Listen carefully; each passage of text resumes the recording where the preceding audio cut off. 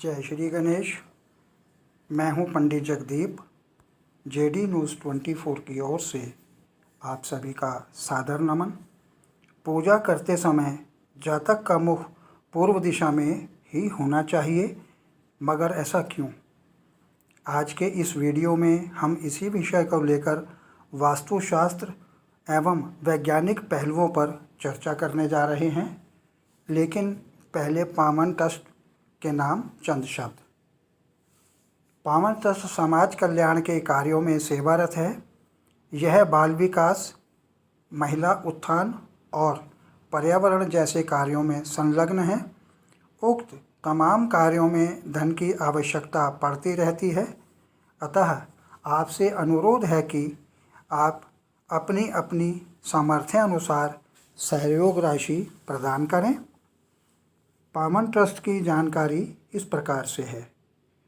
पावन ट्रस्ट की पंजीकरण संख्या 9/2020 है। किसी भी प्रकार के सहयोग के लिए हमारे संपर्क सूत्र 9318682393 अथवा 7018797214 पर आप संपर्क कर सकते हैं।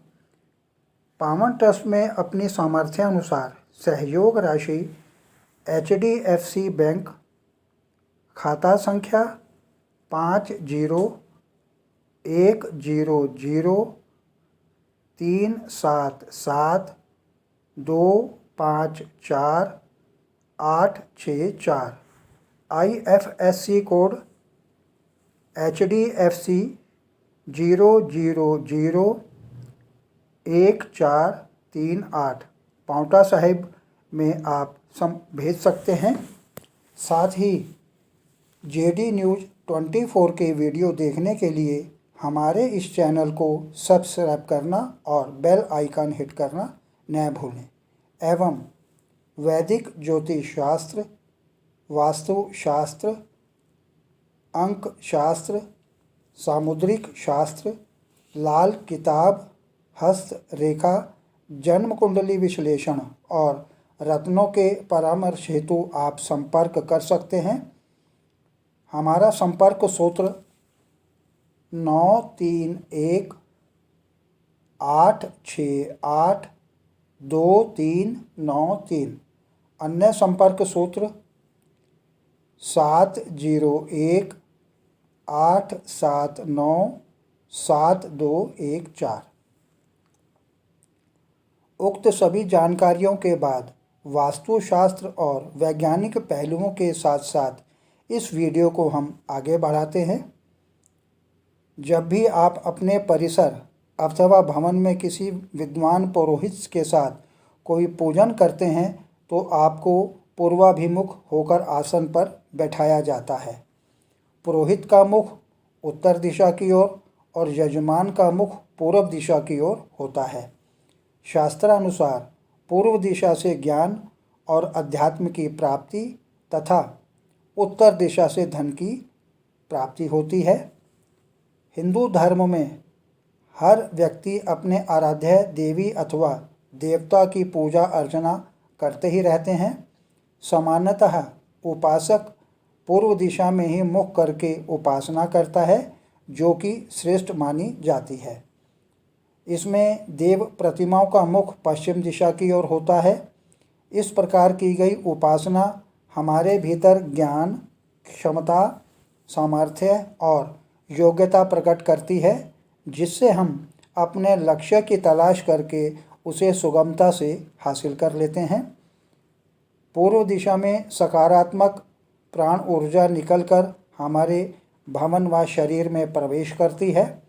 इसलिए अधिकतर समय कोई भी कार्य करते समय जातक का मुख पूर्व दिशा की ओर ही होना चाहिए। उत्तर दिशा से सकारात्मक चुंबकीय ऊर्जा का प्रवाह हमारे भवन और हमारे शरीर की ओर प्रवाहित होता है। इसलिए कोई भी व्यापारिक कार्य करते समय जातक का मुख उत्तर दिशा की ओर होना चाहिए। उत्तर पूर्व दिशा अर्थात ईशान कोण से सकारात्मक ऊर्जा घर के अंदर प्रवेश करती है। इसीलिए ईशान कोण का महत्व वास्तुशास्त्र में सर्वश्रेष्ठ माना गया है। ईशान कोण में वास्तुदेव का सिर होना चाहिए। किसी भी मनुष्य के शरीर में किसी भी अंग की अपेक्षा सिर का महत्व सभी लोग जानते हैं। इसलिए पूजा करने के लिए ईशान कोण को चुना गया है। पूजन करते समय जातक का मुख पूर्व दिशा की ओर ही होना चाहिए। उत्तर पूर्व दिशा को ईशान कोण माना व कहा गया है। ईशान कोण देवताओं का सबसे प्रिय स्थान भी है। वास्तुशास्त्र के अनुसार ईशान कोण में स्वयं भगवान शिव का भी वास होता है। देवों के देव बृहस्पति देव और केतु की दिशा भी ईशान कोण ही मानी गई है। देवगुरु बृहस्पति और केतु को अध्यात्म का कारक माना गया है। यही कारण है कि यह कोण पूजा पाठ अथवा अध्यात्म के लिए सबसे उत्तम माना गया है।